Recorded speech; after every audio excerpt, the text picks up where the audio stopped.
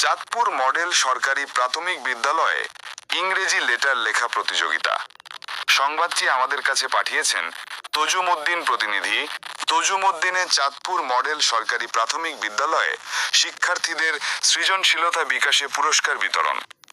তজুমউদ্দিন, 17ই September Chandpur model সরকারি প্রাথমিক বিদ্যালয়ে পঞ্চম শ্রেণীর শিক্ষার্থীদের অংশগ্রহণে ইংরেজি লেটার লেখার প্রতিযোগিতা অনুষ্ঠিত হয়েছে। প্রতিযোগিতার আয়োজন করেন বিদ্যালয়ের সহকারী শিক্ষক মনসুর হেল্লাল স্যার। প্রতিযোগিতায় লেটারের বিষয়বস্তু ছিল অ্যাবাউট প্রিপারেশন ফর এক্সামিনেশন। শিক্ষার্থীরা লেটারের 6টি অংশ যথাযথভাবে ব্যবহার করে নিজেদের মতো করে বিষয়টি উপস্থাপন করে। এতে তারা শুধু সঠিক কাঠামোই নয়, বরং সৃজনশীল চিন্তাভাবনা ও সাবলীলতা প্রদর্শন করে।